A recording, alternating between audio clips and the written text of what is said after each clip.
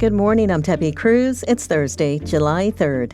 The deadlock at the County Board of Supervisors is ending. We'll have the latest on the election next. But first, the headlines.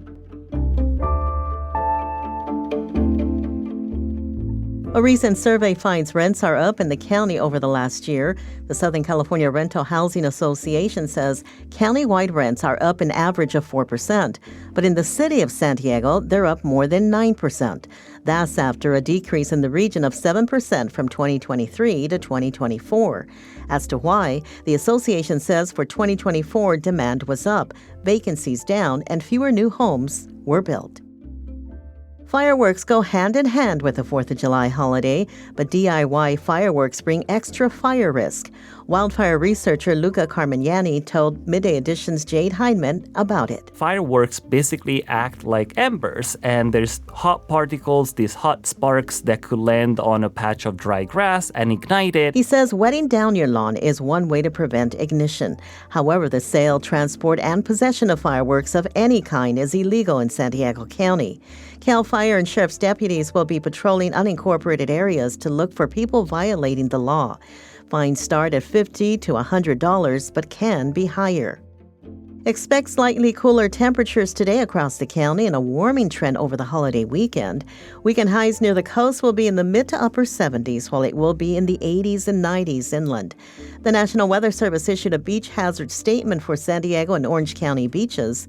Through Saturday evening, expect elevated surf and strong rip currents to create hazardous swimming conditions. From KPBS, you're listening to San Diego News Now.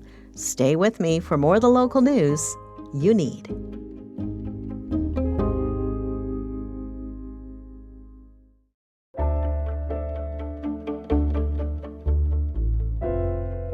Imperial Beach Mayor Paloma Aguirre has been elected to the County Board of Supervisors.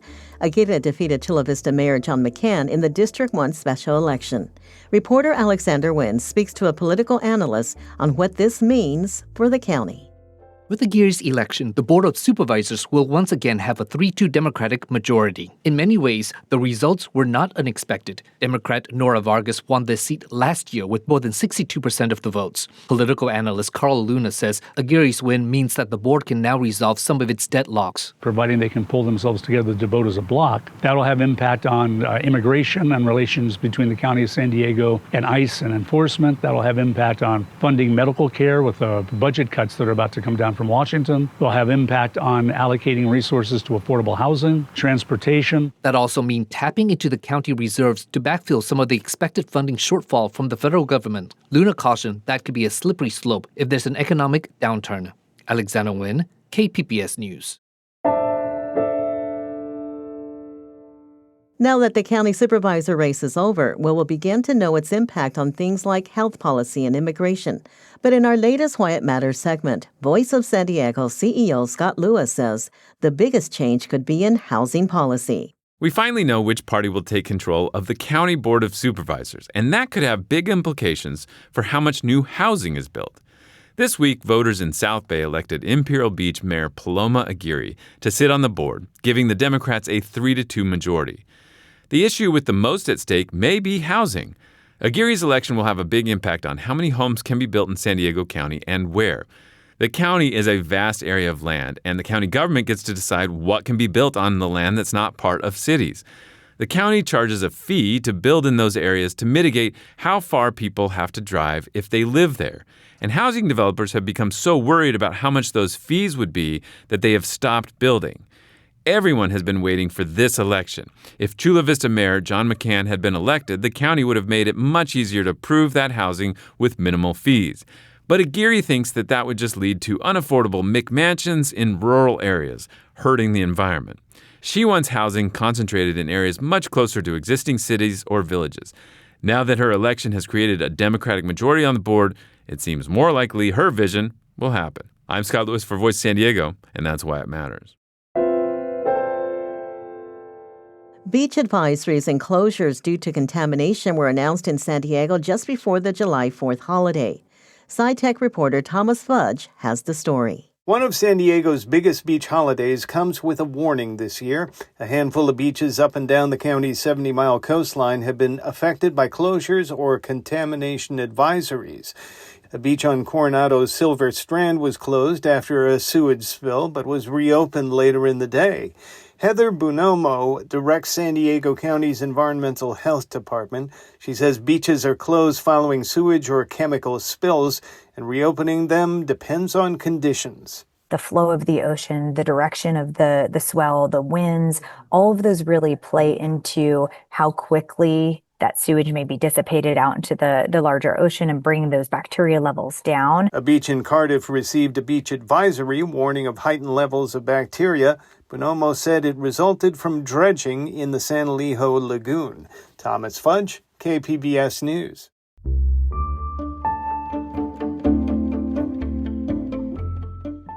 New affordable housing is coming to Chula Vista, but don't bring your car. inewsource reporting intern Christopher Edwards has more. Chula Vista is loaning as much as $4 million to help bring nearly 80 new units near 3rd Avenue. Most will be studios. But even though the project does not include any additional parking for residents, it still has support from most local elected officials. Councilmember Jose Preciado says it could offer housing for people who work in the service industry. It's rare that you have this kind of pricing available. City officials say they plan to target renters who don't have cars and those who work nearby. For KPBS, I'm inewsource reporting intern Christopher Edwards. inewsource is an independently funded nonprofit partner of KPBS. This story is part of our Public Matters partnership. To find out more, go to kpbs.org/Public Matters.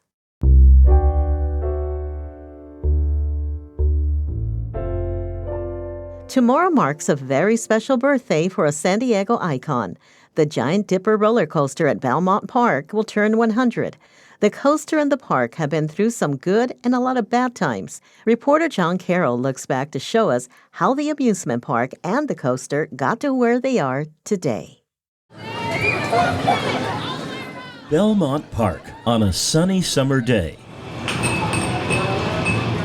Between the rides, the arcade, the various food offerings, the place is bustling. And towering above it all, the Giant Dipper, which carried its first riders a century ago tomorrow. But the story of this beloved ride and the park in which it sits goes back even further. The year was 1914. John D. Spreckles had already lived in San Diego for 8 years, having moved his family from San Francisco following the great earthquake of 1906. Spreckles saw opportunity everywhere he looked, including Mission Beach. That year, he and another man proposed a new resort for the area that is now Belmont Park. Sometime later, the resort plans turned into an amusement park called the Mission Beach Amusement Center. Construction began in the spring of 1924. The first thing to be completed was a roller skating rink. That opened a year later, followed by the plunge pool and a dance club. In early June, a permit was issued for construction of the roller coaster. Construction began immediately, and on July 4th, 1925, the roller coaster started rolling. Over the last 100 years, there have been setbacks, fires that seriously damaged the ride. At least one person has died on the Dipper, and it's almost been torn down more than once. But 100 years later, and it's still rolling strong. Belmont has had, I grew up in San Diego, it has a bit of a checkered past. That's Steve Thomas. He's the general manager of Belmont Park. Since 2011, it's been owned by Pacifica Enterprises Management, a local family-owned company. Thomas says they knew making this place a success once again would be a challenge. It was a bit of a fragmented park at the time where you had a bit of the strip mall mentality with lots of different operators. And when Pacifica came in, one of the goals was for us to start to buy up those independent operators and unify a park and make a real solid and unified beach boardwalk. The cost of making a real solid boardwalk amusement park has meant some major financial outlays over the years. When Pacifica began a restoration project for the plunge pool in 2017, it was estimated to cost about $4 million. By the time it reopened in 2019, Thomas says the cost had ballooned to $20 million. And then there's the constant upkeep of everything else, a challenge when you're right next to the Pacific Ocean with its never-ending salty air. We have a team of about 32 maintenance and facilities, some focused on the rides solely, and we have dedicated coaster mechanics plus dedicated ride mechanics, and we have a facilities and a paint team. So we've got 3 full-time painters. It's like the Golden Gate Bridge. They start at one end and they go around to the other.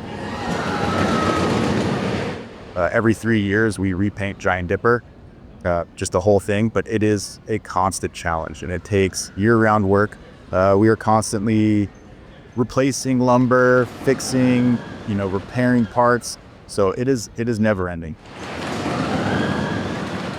Just for a rough number, it's about 700 million people have been to Belmont Park in 100 years, and over 70 million Giant Dipper rides. It's pretty fantastic. This past Tuesday, a special celebration marking the occasion held on the second-floor deck of the plunge pool.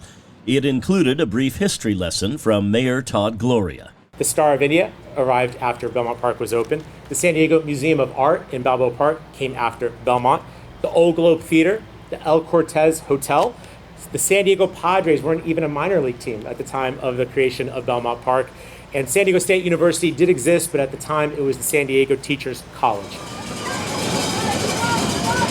Finally, back to the star of this coastal show and a bit of fact-checking by way of reporter involvement.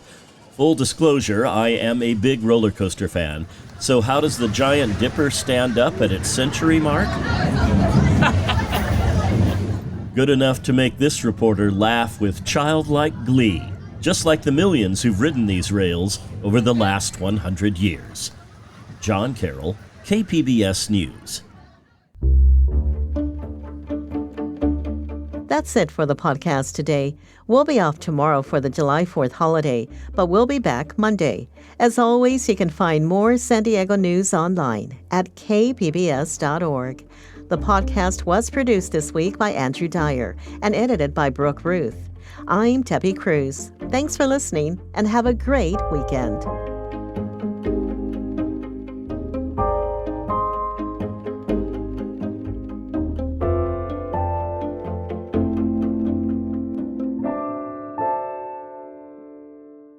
KPBS On Demand is supported by the National Conflict Resolution Center. Geopolitics, a divisive election year, and strained budgets are all topics that can create tension in the workplace. NCRC can help workplace leaders navigate polarizing issues with the Culture, Communication, and Conflict Certificate. More at ncrconline.com.